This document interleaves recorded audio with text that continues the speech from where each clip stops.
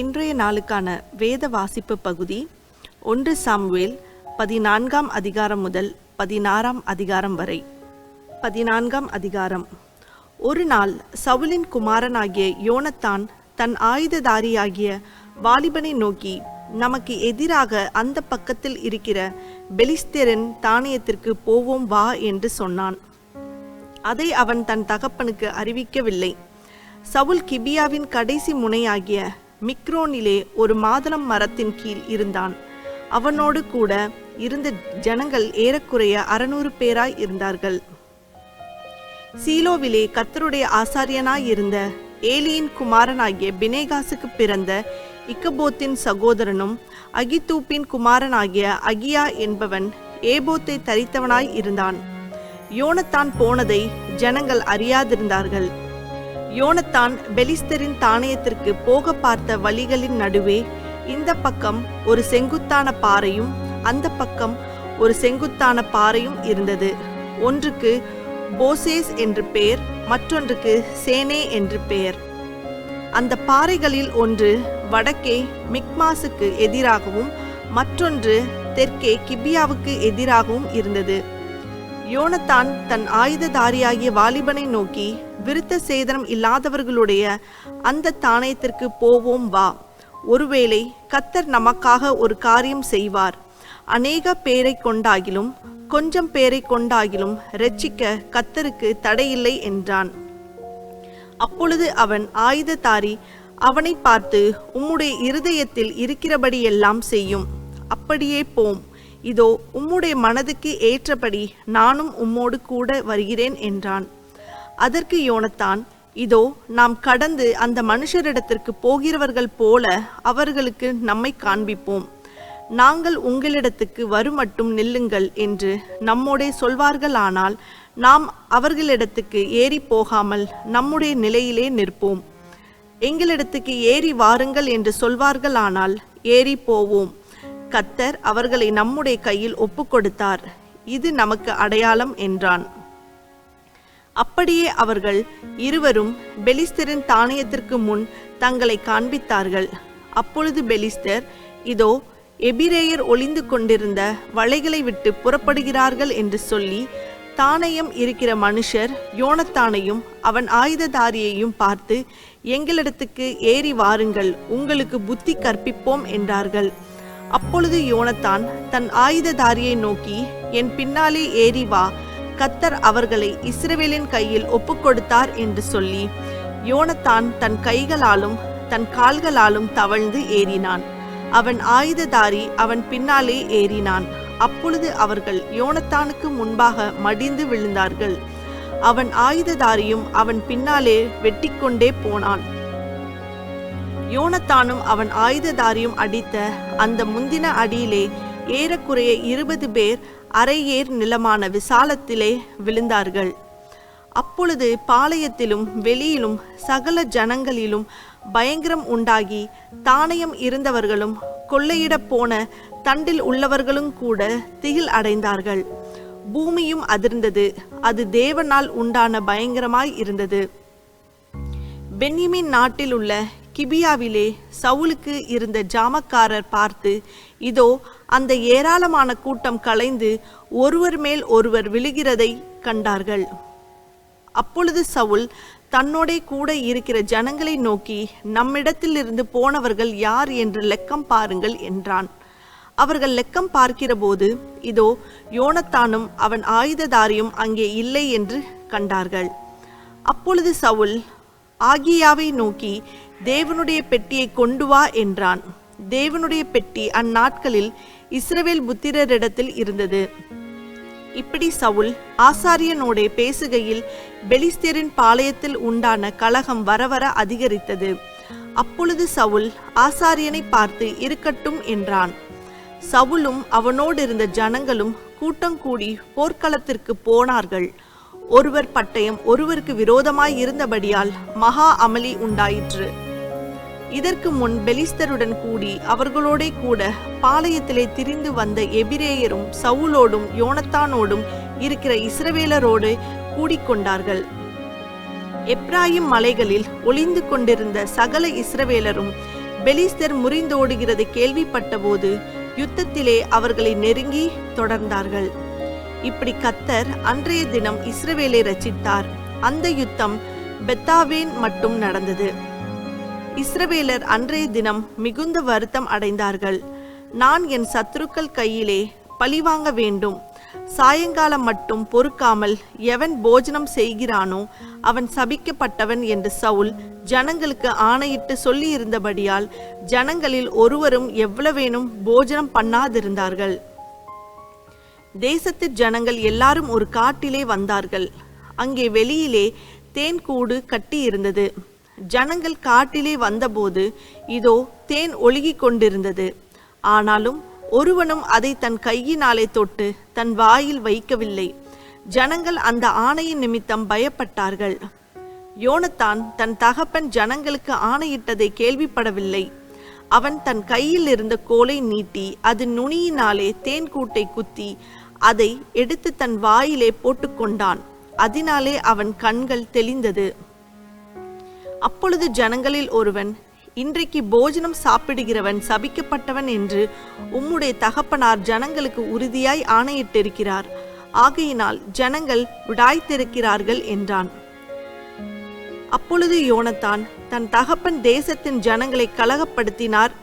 நான் இந்த தேனிலே கொஞ்சம் ருசி பார்த்ததினாலே என் கண்கள் தெளிந்ததை பாருங்கள். இன்றைய தினம் ஜனங்கள் தங்களுக்கு அகப்பட்ட தங்கள் சத்துருக்களின் கொள்ளையிலே ஏதாகிலும் புசித்திருந்தால் எத்தனை நலமாயிருக்கும். பெலிஸ்தருக்குள் உண்டான சங்காரம் மிகவும் அதிகமாய் இருக்குமே என்றான். அவர்கள் அன்றைய தினம் மிக்மாசிலிருந்து ஆயிலோன் மட்டும் பெலிஸ்தரை முறியடித்த போது ஜனங்கள் மிகவும் விடாய்த்திருந்தார்கள். அப்பொழுது ஜனங்கள் கொள்ளையின் மேல் பாய்ந்து ஆடுகளையும் மாடுகளையும் கன்றுக்குட்டிகளையும் பிடித்து தரையிலே போட்டு அடித்து இரத்தத்தோடும் புசித்தார்கள். அப்பொழுது இதோ இரத்தத்தோடு இருக்கிறதை புசிக்கிறதினால் ஜனங்கள் கர்த்தருக்கு இயலாத பாவம் செய்கிறார்கள் என்று சவுலுக்கு அறிவித்தார்கள். அவன், நீங்கள் துரோகம் பண்ணினீர்கள், இப்போதே ஒரு பெரிய கல்லை என்னிடத்தில் உருட்டி கொண்டு வாருங்கள். நீங்கள் ஜனத்திற்குள்ளே போய் இரத்தத்தோடு இருக்கிறதை சாப்பிடுகிறதினாலே கர்த்தருக்கு இயலாத பாவம் செய்யாதபடிக்கு அவரவர் தங்கள் மாட்டையும் அவரவர் தங்கள் ஆட்டையும் என்னிடத்தில் கொண்டு வந்து இங்கே அடித்து பின்பு சாப்பிட வேண்டும் என்று அவர்களுக்கு சொல்லுங்கள் என்று கட்டளையிட்டான். ஆகையால் ஜனங்கள் எல்லாரும் அவரவர் தங்கள் மாடுகளை அன்று ராத்திரி தாங்களே கொண்டு வந்து அங்கே அடித்தார்கள். பின்பு சவுல் கர்த்தருக்கு ஒரு பலிபீடத்தை கட்டினான். அது அவன் கர்த்தருக்கு கட்டின முதலாவது பலிபீடம். அதற்கு பின்பு சவுல், நாம் இந்த ராத்திரியிலே பெலிஸ்தரை தொடர்ந்து போய் விடியற்கால வெளிச்சமாகும் மட்டும் அவர்களை கொள்ளையிட்டு அவர்களில் ஒருவரையும் மீதியாக வைக்காதிருப்போமாக என்றான். அதற்கு அவர்கள், உம்முடைய கண்களுக்கு நலமானபடியெல்லாம் செய்யும் என்றார்கள். ஆசாரியனோ, நாம் இங்கே தேவ சந்நிதியில் சேரக்கடவோம் என்றான். அப்படியே பெலிஸ்தரை தொடர்ந்து போகலாமா? அவர்களை இஸ்ரவேலின் கையில் ஒப்பு கொடுப்பீரோ என்று சவுல் தேவனிடத்தில் விசாரித்தான். அவர் அந்த நாளிலே அவனுக்கு மறு உத்தரவு அருளவில்லை. அப்பொழுது சவுல், ஜனத்தின் தலைவர்களே, நீங்கள் எல்லாரும் இங்கே சேர்ந்து வந்து இன்று இந்த பாவம் எதினாலே உண்டாயிற்று என்று பார்த்தறியுங்கள். அது என் குமாரனாகிய யோனத்தானிடத்தில் காணப்பட்டாலும் அவன் சாகவே சாக வேண்டும் என்று இஸ்ரவேலை ரட்சிக்கிற கர்த்தருடைய ஜீவனை கொண்டு சொல்லுகிறேன் என்றான். சகல ஜனங்களுக்குள்ளும் ஒருவனும் அவனுக்கு பிரதியுத்தரம் சொல்லவில்லை. அதற்கு பின்பு அவன் இஸ்ரவேலர் எல்லாரையும் நோக்கி, நீங்கள் அந்த பக்கத்திலே இருங்கள், நானும் என் குமாரனாகிய யோனத்தானும் இந்த பக்கத்தில் இருப்போம் என்றான். ஜனங்கள் சவுலை பார்த்து, உம்முடைய கண்களுக்கு நலமானபடி செய்யும் என்றார்கள்.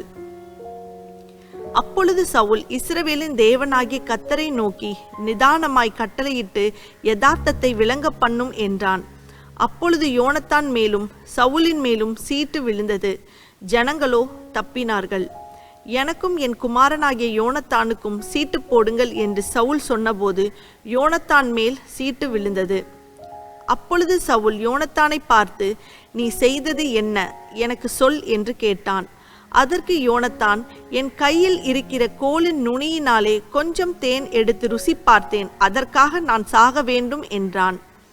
அப்பொழுது சவுல், யோனத்தானே, நீ சாகத்தான் வேண்டும், இல்லாவிட்டால் தேவன் எனக்கு அதற்கு சரியாகவும் அதற்கு அதிகமாகவும் செய்ய கடவர் என்றான்.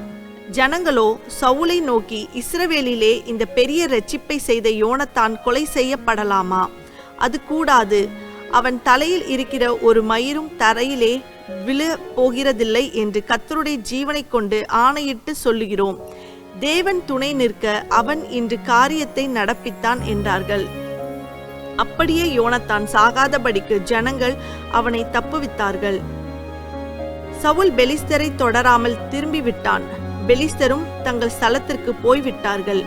இப்படி சவுல் இஸ்ரவேலை ஆளுகிற ராஜ்யபாரத்தை பெற்றுக்கொண்டு சுற்றிலும் இருக்கிற தன்னுடைய எல்லா சத்துருக்களாகிய மோவாபியருக்கும் அம்மோன் புத்திரருக்கும் ஏதோமியருக்கும் சோபாவின் ராஜாக்களுக்கும் பெலிஸ்தருக்கும் விரோதமாக யுத்தம் பண்ணி எவர்கள் மேல் படையெடுத்தானோ அவர்களை எல்லாம் அடக்கினான். அவன் பலத்து அமலேக்கியரை முறியடித்து இஸ்ரவேலரை கொள்ளையிடுகிற யாவர் கைக்கும் அவர்களை நீங்களாக்கி ரட்சித்தான். சவுலுக்கு இருந்த குமாரர் யோனத்தான், இஸ்வி, மல்கிசூவா என்பவர்கள். அவனுடைய 2 குமாரத்திகளில் மூத்தவள் பேர் மேரப், இளையவள் பேர் மீகால். சவுலுடைய மனைவியின் பேர் அகினோவாம், அவள் அகிமாசின் குமாரத்தி. அவனுடைய சேனாபதியின் பேர் அப்னேர், அவன் சவுலுடைய சிறிய தகப்பனாகிய நேரின் குமாரன். கீஸ் சவுலின் தகப்பன். அப்னேரின் தகப்பனாகிய நேர் ஆபியேலின் குமாரன். சவுல் இருந்த நாளெல்லாம் பெலிஸ்தரின் மேல் கடினமான யுத்தம் நடந்தது. சவுல் ஒரு பராக்கிரமசாலியாகிலும் ஒரு பலசாலியாகிலும் காணும்போது அவர்கள் எல்லாரையும் தன்னிடமாக சேர்த்து கொள்ளுவான். 15ஆம் அதிகாரம். பின்பு சாமுவேல் சவுலை நோக்கி, இஸ்ரவேலராகிய தம்முடைய ஜனங்கள் மேல் உம்மை ராஜாவாக அபிஷேகம் பண்ணுகிறதற்கு கர்த்தர் என்னை அனுப்பினாரே. இப்போதும் கர்த்தருடைய வார்த்தைகளின் சத்தத்தை கேளும். சேனைகளின் கர்த்தர் சொல்லுகிறது என்னவென்றால், இஸ்ரவேலர் எகிப்திலிருந்து வந்தபோது அமலேக்கு அவர்களுக்கு வழிமறித்த செய்கையை மனதிலே வைத்திருக்கிறேன். இப்போதும் நீ போய் அமலேக்கை மடங்கடித்து அவனுக்கு உண்டான எல்லாவற்றையும் சங்கரித்து அவன் மேல் இரக்கம் வைக்காமல் புருஷரையும் ஸ்திரீகளையும் பிள்ளைகளையும் குழந்தைகளையும் மாடுகளையும் ஆடுகளையும் ஒட்டகங்களையும் கழுதைகளையும் கொன்று போட கடவாய் என்கிறார் என்று சொன்னான். அப்பொழுது சவுல் இதை ஜனங்களுக்கு அறியப்படுத்தி தேலாயிமிலே அவர்களை தொகை பார்த்தான். அவர்கள் 2,00,000 காலாட்களும் யூதா ஜனங்கள் 10,000 பேருமாய் இருந்தார்கள். சவுல் அமலேக்குடைய பட்டணம் மட்டும் வந்து பள்ளத்தாக்கிலே ஒரு பதிவிடையை வைத்தான். சவுல் கேனியரை நோக்கி, நான் அமலேக்கியரோடே கூட உங்களையும் வாரிக்கொள்ளாதபடிக்கு நீங்கள் அவர்கள் நடுவிலிருந்து புறப்பட்டு விலகி போங்கள். இஸ்ரவேல் எகிப்திலிருந்து வந்தபோது நீங்கள் அவர்கள் எல்லாருக்கும் தயவு செய்தீர்கள் என்றான். அப்படியே கேனியர் அமலேக்கியரின் நடுவிலிருந்து விலகி போனார்கள். அப்பொழுது சவுல் ஆவிலா துவக்கி எகிப்திற்கு எதிரே இருக்கிற சூருக்கு போகும் எல்லை மட்டும் இருந்த அமலேக்கியரை மடங்கடித்து அமலேக்கியரின் ராஜாவாகிய ஆகாகை உயிரோடே பிடித்தான். ஜனங்கள் யாவரையும் பட்டை கருக்கினாலே சங்காரம் பண்ணினான். சவுலும் ஜனங்களும் ஆகாகையும் ஆடு மாடுகளில் முதல் தரமானவைகளையும் 2ஆம் தரமானவைகளையும் ஆட்டுக்குட்டிகளையும் நலமான எல்லாவற்றையும் அழித்து போட மனதில்லாமல் தப்ப வைத்து அற்பமானவைகளும் உதவாதவைகளுமான சகல வஸ்துக்களையும் முற்றிலும் அழித்து போட்டான். அப்பொழுது கர்த்தருடைய வார்த்தை சாமுவேலுக்கு உண்டாகி அவர் சொன்னது, நான் சவுலை ராஜாவாக்கினது எனக்கு மனஸ்தாபமாய் இருக்கிறது. அவன் என்னை விட்டு திரும்பி என் வார்த்தைகளை நிறைவேற்றாமற் போனான் என்றார். அப்பொழுது சாமுவேல் மனம் நொந்து முழுதும் கர்த்தரை நோக்கி கூப்பிட்டான். மறுநாள் அதிகாலமே சாமுவேல் சவுலை சந்திக்க போனான். அப்பொழுது சவுல் கர்மேலுக்கு வந்து தனக்கு ஒரு ஜெயஸ்தம்பம் நாட்டி பின்பு பல இடங்களில் சென்று கில்காலுக்கு போனான் என்று சாமுவேலுக்கு அறிவிக்கப்பட்டது. சாமுவேல் சவுலின் இடத்தில் போனான். சவுல் அவனை நோக்கி, நீர் கர்த்தரால் ஆசீர்வதிக்கப்பட்டவர், கர்த்தருடைய வார்த்தையை நிறைவேற்றினேன் என்றான். அதற்கு சாமுவேல், அப்படியானால் என் காதுகளில் விழுகிற ஆடுகளின் சத்தமும் எனக்கு கேட்கிற மாடுகளின் சத்தமும் என்ன என்றான். அதற்கு சவுல், அமலேக்கியரிடத்தில் இருந்து அவைகளை கொண்டு வந்தார்கள். ஜனங்கள் ஆடு மாடுகளில் நலமானவைகளை உம்முடைய தேவனாகிய கர்த்தருக்கு பலியிடும்படிக்கு தப்ப வைத்தார்கள், மற்றவைகளை முற்றிலும் அழித்து போட்டோம் என்றான். அப்பொழுது சாமுவேல், அந்த பேச்சை விடும், கர்த்தர் இந்த ராத்திரியிலே எனக்கு சொன்னதை உமக்கு அறிவிக்கிறேன் என்று சவுலோடே சொன்னான். அவன், சொல்லும் என்றான்.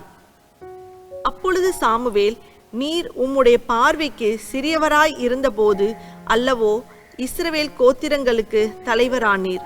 கர்த்தர் உம்மை இஸ்ரவேலின் மேல் ராஜாவாக அபிஷேகம் பண்ணுவித்தாரே. இப்போதும் கர்த்தர், நீ போய் அமலேக்கியராகிய அந்த பாவிகளை சங்கரித்து அவர்களை நிர்மூலமாக்கி தீரு மட்டும் அவர்களோட யுத்தம் பண்ணு என்று சொல்லி உம்மை அந்த வழியாய் அனுப்பினார். இப்படி இருக்க நீர் கர்த்தருடைய சொல்லை கேளாமல் கொள்ளையின் மேல் பறந்து கர்த்தருடைய பார்வைக்கு பொல்லாப்பானதை செய்தது என்ன என்றான். சவுல் சாமுவேலை நோக்கி, நான் கர்த்தருடைய சொல்லை கேட்டு கர்த்தர் என்னை அனுப்பின வழியாய் போய் அமலேக்கின் ராஜாவாகிய ஆகாகை கொண்டு வந்து அமலேக்கியரை சங்காரம் பண்ணினேன். ஜனங்களோ உம்முடைய தேவனாகிய கர்த்தருக்கு கில்காலிலே பலியிடுகிறதற்காக கொள்ளையிலே சாபத்தீடாகும் ஆடு மாடுகளிலே பிரதானமானவைகளை பிடித்து கொண்டு வந்தார்கள் என்றான். அதற்கு சாமுவேல், கர்த்தருடைய சத்தத்திற்கு கீழ்ப்படுகிறதை பார்க்கிலும் சர்வாங்க தகனங்களும் பலிகளும் கர்த்தருக்கு பிரியமாயிருக்குமோ? பலியை பார்க்கிலும் கீழ்ப்படிதலும் ஆட்டுக்கடாக்களின் நினத்தை பார்க்கிலும் செவி கொடுத்தலும் உத்தமம். ரெண்டகம் பண்ணுதல் பில்லி சூனிய பாவத்திற்கும் முரட்டாட்டம் பண்ணுதல் அவபக்திக்கும் விக்கிரக ஆராதனைக்கும் சரியாயிருக்கிறது. நீர் கர்த்தருடைய வார்த்தையை புறக்கணித்தபடியினாலே அவர் உம்மை ராஜாவாய் இராதபடிக்கு புறக்கணித்து தள்ளினார் என்றான். அப்பொழுது சவுல் சாமுவேலை நோக்கி, நான் கர்த்தருடைய கட்டளையையும் உம்முடைய வார்த்தைகளையும் மீறினதினாலே பாவம் செய்தேன். நான் ஜனங்களுக்கு பயந்து அவர்கள் சொல்லை கேட்டேன். இப்போதும் நீர் என் பாவத்தை மன்னித்து நான் கர்த்தரை பணிந்து கொள்ளும்படிக்கு என்னோடே கூட திரும்பி வாரும் என்றான்.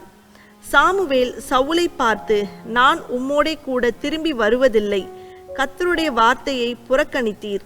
நீர் இஸ்ரவேலின் மேல் ராஜாவாய் இராதபடிக்கு கர்த்தர் உம்மையும் புறக்கணித்து தள்ளினார் என்றான். போகும்படி சாமுவேல் திரும்புகிற போது சவுல் அவன் சால்வையின் தொங்கலை பிடித்து கொண்டான். அது கிழிந்து போயிற்று. அப்பொழுது சாமுவேல் அவனை நோக்கி, கர்த்தர் இன்று உம்மிடத்தில் இருந்த இஸ்ரவேலின் ராஜ்யத்தை கிழித்து போட்டு உம்மை பார்க்கிலும் உத்தமனாயிருக்கிற உம்முடைய தோழனுக்கு அதை கொடுத்தார்.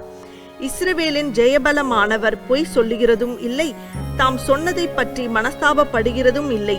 மனம் மாற அவர் மனுஷன் அல்ல என்றான். அதற்கு அவன், நான் பாவம் செய்தேன். இப்போதும் என் ஜனத்தின் மூப்பருக்கு முன்பாகவும் இஸ்ரவேலுக்கு முன்பாகவும் நீர் என்னை கனம் பண்ணி நான் உம்முடைய தேவனாகிய கர்த்தரை பணிந்து கொள்ளும்படிக்கு என்னோடே கூட திரும்பி வாரும் என்றான். அப்பொழுது சாமுவேல் திரும்பி சவுலுக்கு பின் சென்றான். சவுல் கர்த்தரை பணிந்து கொண்டான். பின்பு சாமுவேல், அமலேக்கின் ராஜாவாகிய ஆகாகை என்னிடத்தில் கொண்டு வாருங்கள் என்றான். ஆகாக் சந்தோஷமாய் அவனிடத்தில் வந்து, மரணத்தின் கசப்பு அற்றுப்போனது நிச்சயம் என்றான். சாமுவேல், உன் பட்டயம் ஸ்திரீகளை பிள்ளையற்றவர்கள் ஆக்கினது போல ஸ்திரீகளுக்குள்ளே உன் தாயும் பிள்ளையற்றவள் ஆவாள் என்று சொல்லி சாமுவேல் கில்காலிலே கர்த்தருக்கு முன்பாக ஆகாகை துண்டித்து போட்டான். பின்பு சாமுவேல் ராமாவுக்கு போனான். சவுலோ தன் ஊராகிய கிபியாவில் இருக்கிற தன் வீட்டுக்கு போய்விட்டான். சவுல் மரணமடையும் நாள் மட்டும் சாமுவேல் அப்புறம் அவனை கண்டு பேசவில்லை. இஸ்ரவேலின் மேல் சவுலை ராஜாவாக்கினதற்காக கர்த்தர் மனஸ்தாபப்பட்டது நிமித்தம் சாமுவேல் சவுலுக்காக துக்கித்து கொண்டிருந்தான். 16ஆம் அதிகாரம். கர்த்தர் சாமுவேலை நோக்கி, இஸ்ரவேலின் மேல் ராஜாவாய் இராதபடிக்கு நான் புறக்கணித்து தள்ளின சவுலுக்காக நீ எந்த மட்டும் துக்கித்து கொண்டிருப்பாய்? நீ உன் கொம்பை தைலத்தால் நிரப்பிக் கொண்டு வா. பெத்லஹேமியனாகிய ஈசாயினிடத்துக்கு உன்னை அனுப்புவேன். அவன் குமாரரில் ஒருவனை நான் ராஜாவாக தெரிந்து கொண்டேன் என்றார். அதற்கு சாமுவேல், நான் எப்படி போவேன்? சவுல் இதை கேள்விப்பட்டால் என்னை கொன்று போடுவானே என்றான். அப்பொழுது கர்த்தர், நீ ஒரு காளையை கையோடே கொண்டு போய் கர்த்தருக்கு பலியிட வந்தேன் என்று சொல்லி ஈசாயை பலி விருந்துக்கு அழைப்பாயாக. அப்பொழுது நீ செய்ய வேண்டியதை நான் உனக்கு அறிவிப்பேன். நான் உனக்கு சொல்லுகிறவனை எனக்காக அபிஷேகம் பண்ணுவாயாக என்றார். கர்த்தர் சொன்னபடியே சாமுவேல் செய்து பெத்லஹேமுக்கு போனான். அப்பொழுது அவ்வூரின் மூப்பர் தத்தளிப்போடே அவனுக்கு எதிர்கொண்டு வந்து, நீர் வருகிறது சமாதானமா என்றார்கள். அதற்கு அவன், சமாதானந்தான், கர்த்தருக்கு பலியிட வந்தேன். நீங்கள் உங்களை பரிசுத்தம் பண்ணிக்கொண்டு என்னுடனே கூட பலி விருந்துக்கு வாருங்கள் என்றான். மேலும் ஈசாயையும் அவன் குமாரரையும் பரிசுத்தம் பண்ணி அவர்களை பலி விருந்துக்கு அழைத்தான். அவர்கள் வந்தபோது அவன் எலியாபை பார்த்தவுடனே, கர்த்தரால் அபிஷேகம் பண்ணப்படுபவன் இவன்தானாக்கும் என்றான். கர்த்தர் சாமுவேலை நோக்கி, நீ இவனுடைய முகத்தையும் இவனுடைய சரீர வளர்ச்சியையும் பார்க்க வேண்டாம். நான் இவனை புறக்கணித்தேன். மனுஷன் பார்க்கிறபடி நான் பாரேன். மனுஷன் முகத்தை பார்ப்பான், கர்த்தரோ இருதயத்தை பார்க்கிறார் என்றார். அப்பொழுது ஈசாய் அமினதாபை அழைத்து அவனை சாமுவேலுக்கு முன்பாக கடந்து போக பண்ணினான். அவன், இவனையும் கர்த்தர் தெரிந்து கொள்ளவில்லை என்றான்.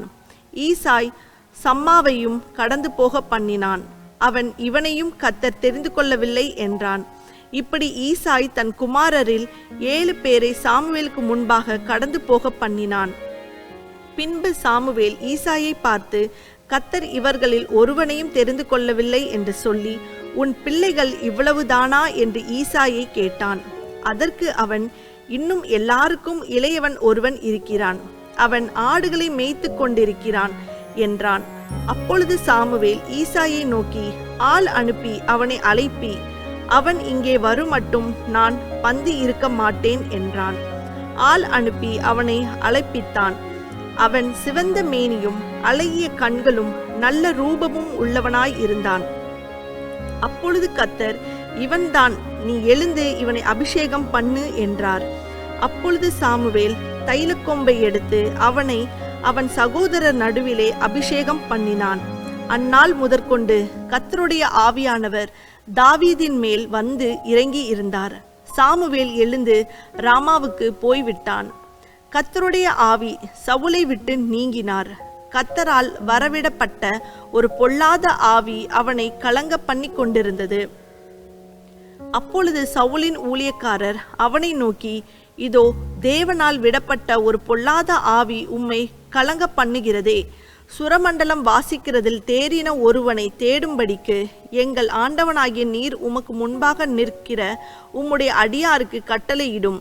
அப்பொழுது தேவனால் விடப்பட்ட பொல்லாத ஆவி உம்மேல் இறங்குகையில் அவன் தன் கையினால் அதை வாசித்தால் உமக்கு சௌக்கியம் உண்டாகும் என்றார்கள். சவுல் தன் ஊழியக்காரரை பார்த்து, நன்றாய் வாசிக்கத்தக்க ஒருவனை தேடி என்னிடத்தில் கொண்டு வாருங்கள் என்றான். அப்பொழுது அந்த வேலைக்காரரில் ஒருவன் பிரதியுத்தரமாக, இதோ பெத்லஹேமியனாகிய ஈசாயின் குமாரன் ஒருவனை கண்டிருக்கிறேன். அவன் வாசிப்பதில் தேறினவன்.